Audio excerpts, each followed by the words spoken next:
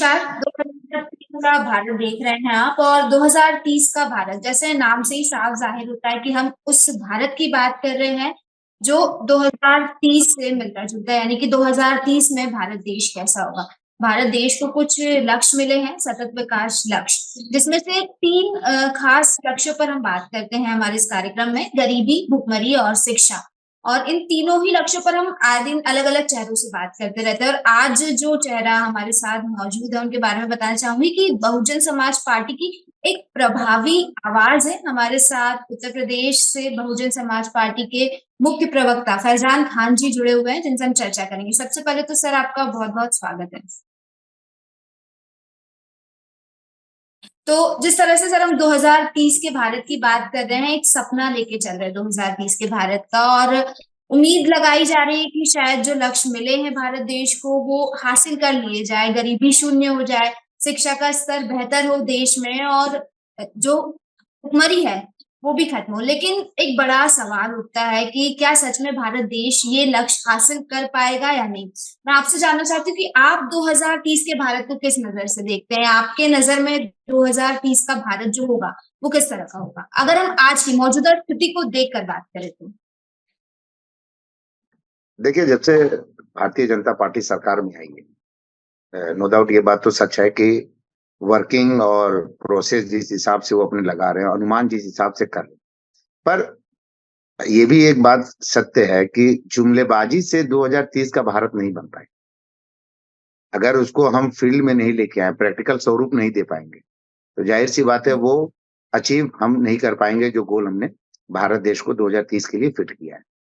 जैसे आप देख लीजिए, एजुकेशन है, आपने कहा भुखमरी है, नक्सलवाद जी को अभी माननीय गृह मंत्री अमित शाह जी ने कहा है कि 2026 तक हम नक्सलवाद को खत्म कर देंगे। लेकिन आए दिन जिस तरह से नक्सलवाद पे अटैक हो रहा है, जिस तरह से हमारे जवान मर रहे हैं, सीआरपीएफ के कैंप मर रहे हैं, तो आप ये देखिए कि वो भी हमारे लिए एक बहुत बड़ा ड्रॉबैक है। दूसरा, जन जन तक जो आवाज जानी चाहिए, जो बातें सेंट्रल कहती है, वो फील्ड में नहीं दिखाई पड़ती। जिस तरह से दिल्ली में आप देख लीजिए, चुनाव है, जुमलेबाजी, चाहे केजरीवाल जी हैं, चाहे भारतीय जनता पार्टी है, दोनों पार्टियां सिर्फ और सिर्फ फ्री की रेवड़ी बांटने में लगी हुई है। नो डाउट ये बात सत्य है कि केजरीवाल जी ने एजुकेशन पे काम किया, जिसको भारतीय जनता पार्टी ने सराहा है कि हम लोग उनके किसी भी स्कीम को खत्म नहीं करेंगे। इट मीन्स ये बात सत्य है कि उनके स्कीम्स को पसंद आ रहा। एजुकेशन के फील्ड में तो मैं ये बात कह सकता हूँ कि दिल्ली पे जिस तरह से काम किया गया जमीनी स्तर पे स्टूडेंट्स के साथ स्कूल्स में, उसी लेवल पे हमें देश के हर प्रदेश में उसी तरह का एजुकेशन लाना पड़ेगा। अब वो चाहे आम आदमी पार्टी दिल्ली में लेके आ रही है, भारतीय जनता पार्टी लेके आ रही है। आप देखी होंगे कि बहुजन समाज पार्टी ने भी अपने वक्त में, जब हमारा 4 बार का शासन काल रहा, लेकिन हमें जब 5 साल का वक्त मिला था 2007 से 2012 का, तब माननीय जी बहन कुमारी मायावती जी ने भी इस पे बहुत सारा काम किया था। तो मेरा एक ओपन माइंड ये है कि कोई भी सरकार आती है, ऐसा नहीं है कि स्कीम्स नहीं लाती। कोई भी दल, कोई भी सरकार बनाए तो स्कीम्स आती है, पर वो कितने उस पे सफल हो पाती है देखना ये होता है। जब सफलता हम पाएंगे अपने वादों पे, तब जाके 2030 का भारत हमारा सुनहरा भारत बन पाएगा। सोने की चिड़िया हम तभी ला पाएंगे जब भ्रष्टाचार मुक्त भारत को हम करेंगे। बिल्कुल सर, आपकी बात से सहमत हूँ कि तमाम स्कीम्स आती है। आ, कोई भी सरकार, किसी पर्टिकुलर सरकार का मैं नाम नहीं लूंगी, कोई भी सरकार, और सिर्फ दिल्ली चुनाव की बात नहीं है। जहां जहां भी चुनाव होते हैं अमूमन यही चीजें देखने को मिलती है कि चुनाव के पहले काफी सारे वादे किए जाते हैं, और चुनाव के बाद कहीं ना कहीं वो सारी चीजें ठंडे बस्ते में चली जाती है। तो किसी एक सरकार को इस चीज का हम दोष नहीं दे सकते। अब यहाँ तो ये चीज सामने आ रही है ना कि हर सरकार मुफ्त की रेवड़ियां बांट रही है, तो फिर जनता बिल्कुल किस बिल्कुल। जनता देखिए, किस मैं पे मैं भरोसा मैं करेगी। इसमें जनता एक चीज आपकी कहाँ है, दामिनी जी, तो एक वक्त हाँ एक एक इसमें पॉइंट में जोड़ना चाहूंगा। मैं इसलिए नहीं इस बात को कह रहा हूं कि मैं मुख्य प्रवक्ता हूं बहुजन समाज पार्टी का। रेवड़ी बांटने का काम बहुजन समाज पार्टी ने फ्रॉम द बिगिनिंग, माननीय काशीराम जी से लेके बहन कुमारी मायावती जी तक, आज तक आप उठा के एक भी हमारा वादा दिखा दीजिए चुनाव से पहले हमने किया हो। हमने किया ही नहीं। हमारा मैनिफेस्टो ही नहीं तैयार रहता है। सिर्फ इसीलिए जो आपने अभी बात कही कि सरकारें जो ये काम करती हैं निहायत ही गलत है। जो वादे अपने मैनिफेस्टो तैयार की जाती है, उसके एक पॉइंट पे भी वो वर्क नहीं करती। वो सिर्फ चुनावी मैनिफेस्टो होता है, जनता को लुभाने होते हैं, लेकिन बहुजन समाज पार्टी के 4 बार के शासनकाल में एक बार या आने वाले चुनाव में भी, अभी दिल्ली चुनाव में भी हम उतर रहे हैं, आइंदा और भी उतरेंगे। तो ये बहुजन समाज पार्टी एक मिसाल है सारी पार्टियों के लिए कि रेवड़ी मत बांटिए, रेवड़ी बांटने का वादा मत करिए, पूरा करिए। सपना आप जो बुनते हैं उसको पूरा करिए। आप, मैं इसलिए इस बात को आपके चैनल पे कहना चाह रहा हूं कि आपने जो बात कही कि सारी सरकारें इसमें नो डाउट आती हैं अपने अपने मैनिफेस्टो पर, बहुजन समाज पार्टी इकलौती पार्टी है पूरे हिंदुस्तान की जो आज तक अपनी मैनिफेस्टो चुनावी वादा कभी नहीं जारी करती है। वजह यही है मतलब कि हम आपको प्रैक्टिकल। किस तरीके से फिर काम करती है बहुजन समाज पार्टी, मैं जानना चाहूंगी। बहुजन समाज पार्टी समाज पे काम करती है। हम मैनिफेस्टो पहले चुनाव को देखते हुए नहीं बनाते, हम हकीकत बुनते हैं, हम सपना बुन के उनको सपना वादा दिखा के जुमलेबाजी नहीं करते। आपने देखा होगा बहुजन समाज पार्टी का कार्यकाल, जैसे मानवा काशीराम जी का हमारा घर का आयोजन का जो गरीबों के लिए था, आवास का योजना, नाम तो बदल लेते हैं कैसे रह जा रही है फिर बहुजन समाज पार्टी, जनता चुन क्यों नहीं रही है? अब जनता कैसे चुनेगी जब रेवड़ी बांटने का, चाहे महाराष्ट्र चुनाव हो, जैसे उन्होंने कहा, विधायक जी ने बहुत अच्छी बात की, सारे झारखंड का चुनाव देख लीजिए, कहीं कामयाबी मिलती है, कहीं नहीं, राजस्थान देख लीजिए, मध्य प्रदेश अपना देख लीजिए आप, हर जगह रेवड़ी बांटने का काम किया जा रहा है। आप ये बताइए, जब रेवड़ी बांटेंगे आम जनता को कैसे विश्वास होगा? जब आपने जब जनता को लुभावने वाले ऑप्शन ही, रेवड़ियां बांटने का तो ऑप्शन खत्म कर देना चाहिए। लेकिन अगर मैं ये पूछूं कि बहुजन समाज पार्टी के, आप बोल रहे हैं कि मैनिफेस्टो ही जारी नहीं होता है और हम हकीकत पे काम करते हैं, तो जब वास्तविक तौर पर काम हुआ है तो फिर जनता क्यों नहीं आपकी तरफ मुड़ती दिख रही है? इसलिए क्योंकि हम जातिवाद नहीं फैलाते हैं, हम पोलराइजेशन क्यों नहीं बढ़ते हैं। आपने कभी देखा है बहुजन समाज पार्टी को? आज के मौजूदा स्थिति में चाहे वो कोई भी दल हो, सब लोग पोलराइजेशन की ओर बढ़ रहे हैं कि नहीं बढ़ रहे हैं? बटेंगे तो कटेंगे, क्या मतलब है आपका? आप बताइए किसके लिए, किसकी तरफ इशारा है? बहुजन समाज पार्टी सर्वजन हिताय सर्वजन सुखाय पे काम करती है और हमने 5 साल बहुमत की सरकार इसी तर्ज पे चलाया। भाई 3 बार हमारे उससे पहले सरकार बनी और सरकार गिर गई, और भारतीय जनता पार्टी के साथ ही मिलकर हमने सरकार बनाई थी 3 बार, आपको मालूम होगा, उत्तर प्रदेश में। लेकिन जब भारतीय जनता पार्टी ने हम पे जोर दिया जुमलेबाजी करने के लिए, सपने के लिए, हमने अपनी सरकार गिरा दी। लेकिन जब हम उसी तर्ज पे बहुजन समाज पार्टी लेकर आई बहुमत की सरकार, तो हमने उसी पे काम किया। आज लखनऊ में, मैं बहुत प्रैक्टिकल आपके चैनल पे बोलना चाह रहा हूं, आज लखनऊ में हर कोई गुजरता है तो कहता है माननीय बहन जी ने ही, बहुजन समाज पार्टी का ही कार्यकाल ऐसा है जिसने लखनऊ को लखनऊ बना दिया। लेकिन जब वोट की बात आई, जब इलेक्शन आया, तो जनता वोट नहीं कर पाई। हम लखनऊ में सीट नहीं निकाल पाए। मेरा सवाल ये, जो काम वजह है पोलराइजेशन, वजह है पोलराइजेशन, क्योंकि लोगों के दिलो दिमाग में आज के डेट में हमने अपने भारत की संस्कृति को भुला दिया है। हम जातिवाद की तरफ ज्यादा बढ़ गए, हम समूह को लेके नहीं चल रहे हैं, सबको साथ लेके नहीं चल रहे हैं। अगर इसका नतीजा देखेंगे तो महाराष्ट्र चुनाव देख लीजिए, चाहे कोई भी चुनाव हो, बीजेपी का यही मंत्र होता है। बात कर रहे हैं सर, जातिवाद की आप बात कर रहे हैं, एक सवाल मेरे मन में उठ रहा है कि अक्सर विपक्षी पार्टियों द्वारा और कई सारे लोगों द्वारा ये आरोप लगाया जाता है बहुजन समाज पार्टी पर कि जब मायावती जी सत्ता में थी तो उस दौरान जो दलित सब कास्ट है, जाटव, उन पर ज्यादा फोकस किया गया था और बाकी जो कास्ट है उनको नेग्लेक्ट कर दिया गया था कहीं ना कहीं। अभी आप कह रहे कि बहुजन समाज पार्टी जातिवाद नहीं करती, पोलराइजेशन नहीं करती, आरोप इस तरह के लगाए जाते हैं कि जाटवों पर ज्यादा फोकस किया गया था, तो यहाँ पर क्या, मैं समझ नहीं पाई। अब आप बताइए, अगर हम नो डाउट जिस तरह से आप 2030 का सुनहरा भारत देखने की सपना बता रही हैं, वो तभी मुमकिन है जब हम कमजोर वर्ग को, कमजोर वर्ग हमारा कौन है भाई? भारत देश में कमजोर वर्ग कौन? जरूरी नहीं है। देखिए सर, यहाँ पे बात यही है ना, कमजोर वर्ग आप किसको समझते हैं? आप समझ लीजिए, कमजोर वर्ग एक तो गरीबी के नीचे जितने भी हैं, एससी समाज हमारा है, माइनॉरिटीज है। दूसरा, आपने देखा होगा कि जब रिजर्वेशन की बात आई थी अपर कास्ट के गरीबों को, सबसे पहले बहुजन समाज पार्टी ने उसको समर्थन दिया था। मोदी सरकार अगर जिस तरह लेके आए, हम कमजोर वर्ग में सिर्फ एससी को नहीं लेता हूँ, मैं तो ब्राह्मणों को भी लेता हूँ। सतीश चंद्र मिश्रा जी इसके उदाहरण है। अगर हम सिर्फ दलितों पर काम फोकस करते हैं। और अभी आपने बोला कि बहुजन समाज पार्टी ने सबसे पहले सपोर्ट किया था, तो बात यही है ना कि सारी पार्टियां जो है वो जातिवाद पर टिकी हैं। कोई भी पार्टी का है, किसी भी पार्टी की बात करें, माइनॉरिटीज को पर्टिकुलर लेके वोट नहीं मांगते, बीजेपी या कांग्रेस कोई भी हो। अच्छा, कैसे मान लिया? जनगणना, जातिगत जनगणना पर विश्वास करते हैं नहीं? बिल्कुल, बिल्कुल हम सपोर्ट करते हैं जाति जनगणना को। माननीय बहन जी ने तो हमेशा कहा है, जातिगत जाति जनगणना जनगणना को को आप सपोर्ट करते सपोर्ट हैं। कर रहे हैं, तो कहीं न कहीं आप जातिगत तौर पे ही चुनाव लड़ना चाहते हैं। बिल्कुल नहीं। बाबा साहब भीमराव अम्बेडकर जी ने रिजर्वेशन किस मुद्दे पे लेके आए थे? आप बताइए रिजर्वेशन किस मुद्दे पे लाए थे? जब जाति जनगणना अगर हम नहीं कराएँगे, तो जो रिजर्वेशन का स्कीम हमारे यहाँ है, जो एक लागू है, हमारे यहाँ संविधान में है, उस चीज़ को हम लागू कैसे करेंगे? स्थापित कैसे करेंगे? जातिगत जनगणना होगी तो क्या आपको नहीं लगता कि जातिवाद वाली चीज़ जो है वो ज़्यादा फैलती हुई दिखेगी? लोगों के बिल्कुल आपस नहीं, में उससे ही बैर पिक्चर हो क्लैरिटी जाएँगे। आएगी। उससे देखिए नीयत अगर साफ है, तो अगर हमें वाक़ई कमज़ोर वर्गों को लेके आना है ऊपर और बराबरी का नीयत दर्जा किसकी देना साफ है, है? मेरे को तो किसी पार्टी की नीयत साफ नहीं लगती सर। क्यों नहीं आप बताइए बहुजन समाज पार्टी ने कौन-सा काम कभी किया? सतीश चंद्र मिश्रा तो ब्राह्मणों आप को दोबारा करते क्यों थे। नहीं आए सर? दोबारा क्यों नहीं आए आप? अच्छा मैं काम क्या किया तो बोल रहा हूँ? दोबारा आना क्योंकि चाहिए हम था। नहीं कर पा रहे हैं। ये बात सत्य है। दोबारा ना आने के बाद हम पोलराइज़ेशन नहीं कर पा रहे हैं। हम मानते हैं इस गलती को। हम नहीं कर आप पा रहे दोनों पोलराइज़ेशन। बातें दोनों दोनों तरफ की बातें कर रहे हैं सर। आप एक तरफ कह रहे हैं पोलराइजेशन नहीं कर पा रहे हैं, एक तरफ आप नहीं जातिगत पोलराइज़ेशन जनगणना इज़ को भी दिस थिंग। सपोर्ट हम करते हैं। 85-15 नहीं कर रहे हैं ना। हम 100 को लेके चल रहे हैं। मेरी बात समझिए, जहाँ समाजवादी पार्टी, कांग्रेस है, वो ज़्यादातर इनकी बातें करती हैं, अपर कास्ट की नहीं बात करती हैं। हम तो 100% पे लेके काम करते हैं ना।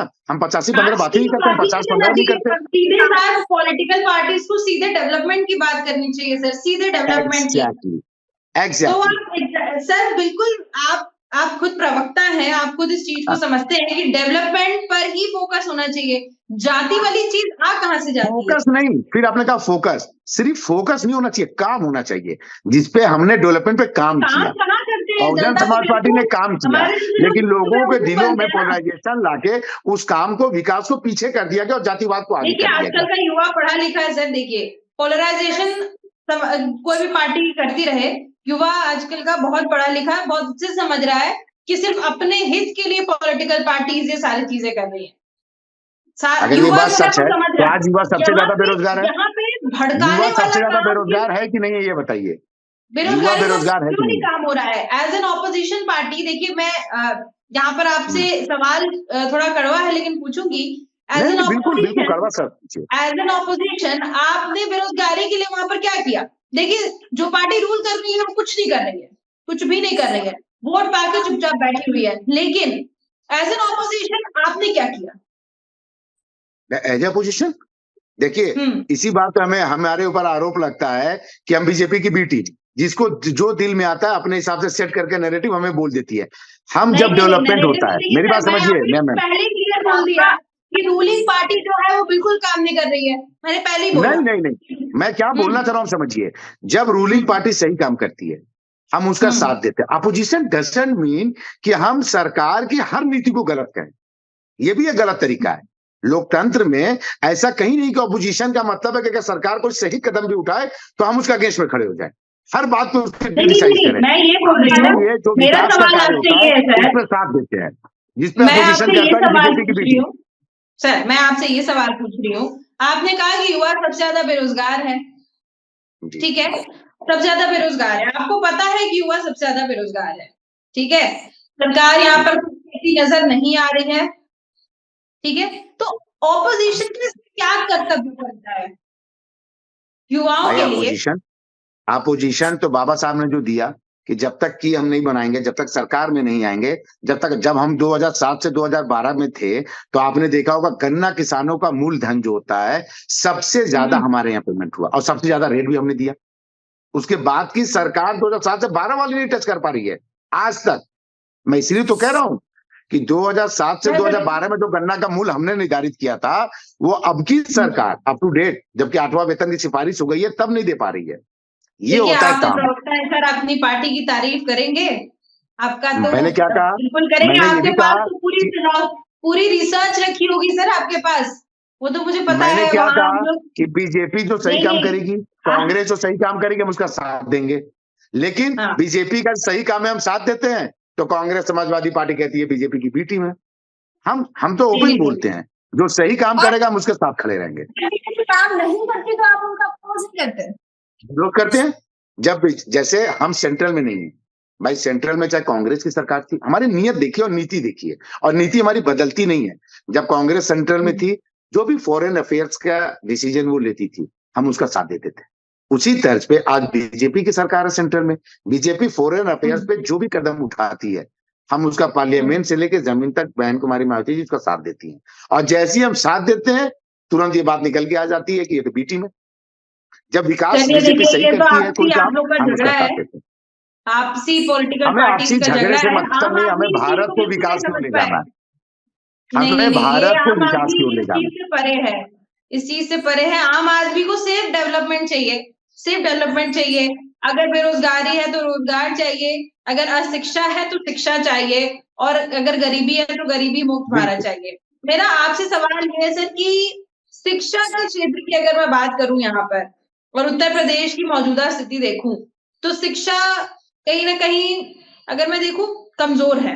लोग वहां के टैलेंटेड हैं, बच्चे वहां के टैलेंटेड हैं, लेकिन शिक्षा का स्तर जो है वो सही नहीं है। उसकी वजह से बेरोजगारी है। बेरोजगारी का एक और मैं अगर कारण बताऊं तो वहां पर ना कोई इंडस्ट्री है, ना कोई कंपनीज है, किसी भी चीज का स्कोप नहीं है, तो माइग्रेशन है। तो यहाँ पर आपकी जैसे जिस पार्टी से आप बिलोंग कर रहे हैं, तो वहां पर आपका क्या रोल होना चाहिए? भाई हमारा रोल, जैसे माननीय बहन कुमारी मायावती जी ने अपने सरकार में एक चीज किया था, जब लड़कों को आईएएस की कोचिंग के लिए तैयार करने के लिए, तो हम लोगों ने उन वर्गों के लिए भी अलग से एक इंस्टीट्यूट बना के दिया ताकि वो वहां पे पढ़ाई पूरी कर सके, उनको स्कीम्स दिया।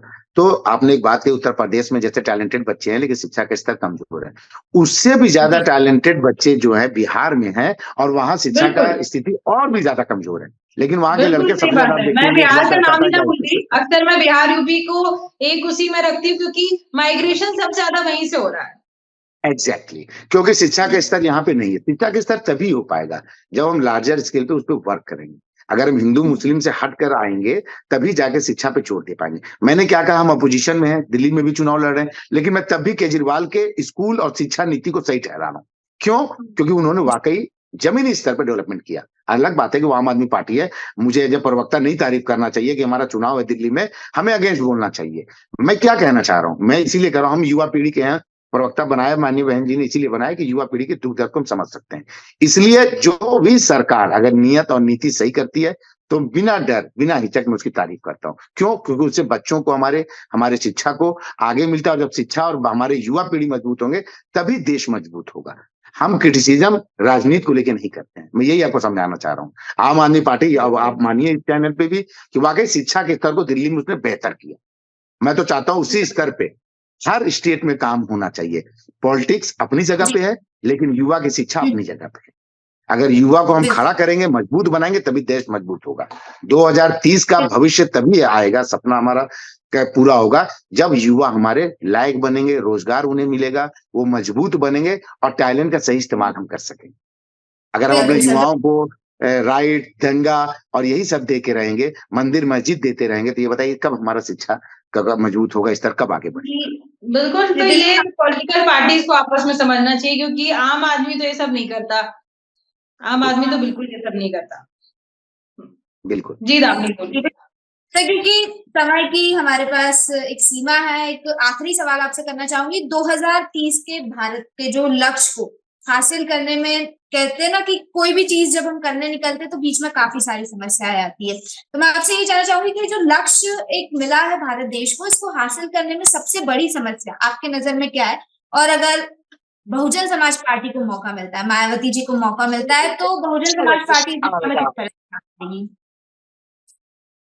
देखिए, बहुजन समाज पार्टी को जब काम करने का मौका मिलेगा, अगर हम सत्ता में 2027 में चुनाव में उत्तर प्रदेश में आते हैं, तो हम अपने उसी चीज को आगे तर्ज पे बढ़ाएंगे कि युवाओं के लिए अलग से स्कीम, स्कॉलरशिप, जो भी कमजोर वर्ग है उन सारे बच्चों के लिए जो स्कूल्स हैं, सरकारी स्कूल है, उसको मजबूत करना है। और आपको पता है, लुभावने वादे भी किए जाते हैं उसके लिए, जब लाया जाता है उसके लिए कि बच्चों को ज्यादा से ज्यादा, गरीब माँ बाप जो हैं अपने बच्चों को स्कूल की तरफ भेजें, तो जाहिर बात है जैसे खिचड़ी स्कीम है, तमाम तरह के स्कीम्स दिए जाते हैं, उस तरह से भी लाने पड़ेगा। क्योंकि भारत देश में हम चाइना और अमेरिका की तरह नहीं है।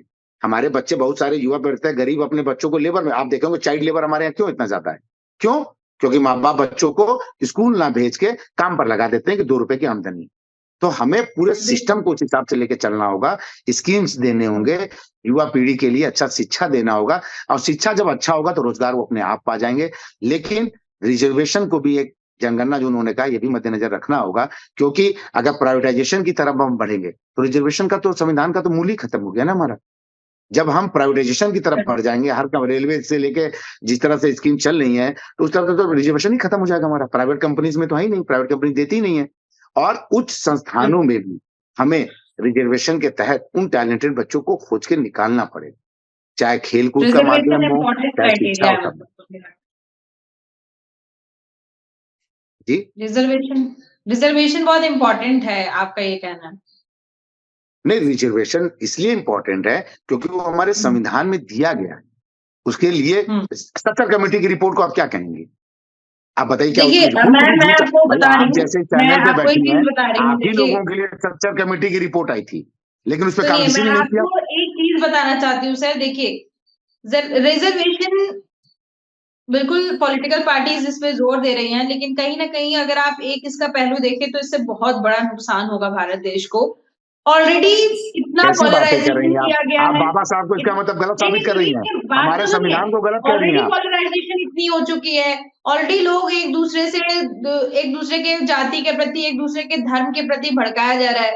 कैसे भी लोग संभलते हैं, इंसानियत के तौर पे एक साथ रहते हैं, फिर जातिगत जनगणना होगी, फिर वही पॉलिटिकल पार्टीज अपनी अपनी जाति को लेकर फोकस हो जाएंगी, और कहीं ना कहीं एक दूसरे के प्रति यहाँ पर जो सामंजस्य बैठा हुआ है, अभी बना हुआ है, वो बिगड़ेगा। आप इस चीज को एक्सेप्ट नहीं करेंगे, मुझे पता है, लेकिन कहीं ना कहीं ये जो पहलू है, भारत देश का पूरा एक पॉपुलेशन इस बात को नहीं करेगा। आप कैसे इस बात को कह रही है कि गरीब का बच्चा आप कह रही हैं और गरीब हो जाए, अमीर का बच्चा और अमीर हो जाए, अमीर के बच्चे और अच्छे फैसिलिटी पाए? ये तो पॉलिटिकल पार्टी कर रही है। तो रिजर्वेशन के खिलाफ आप क्यों बात कर रही हैं? आप अगर रिजर्वेशन के खिलाफ बात करेंगी, मैं पॉलिटिकल पार्टी को हटा दे रहा हूँ। बाबा साहब और संविधान को भी अगर गरीब शिक्षित हो जाएगा तो पॉलिटिकल पार्टीज चलेंगी कैसे? मेन बात तो है कि अगर गरीब शिक्षित हो गया, गरीब अगर थोड़ा सा आगे बढ़ गया तो पॉलिटिकल पार्टी चली नहीं पाएगी। रिजर्वेशन को क्यों आप गलत साबित कर रही हैं? रिजर्वेशन ऑब्वियसली रिजर्वेशन, लेकिन जाति के आधार पर नहीं, जरूरत के आधार पर हो ना। बिल्कुल, तो हम तो इसीलिए कहें कि जो कमजोर वर्ग है, चाहे अपर कास्ट का भी है, उसे हम रिजर्वेशन में मानते हैं।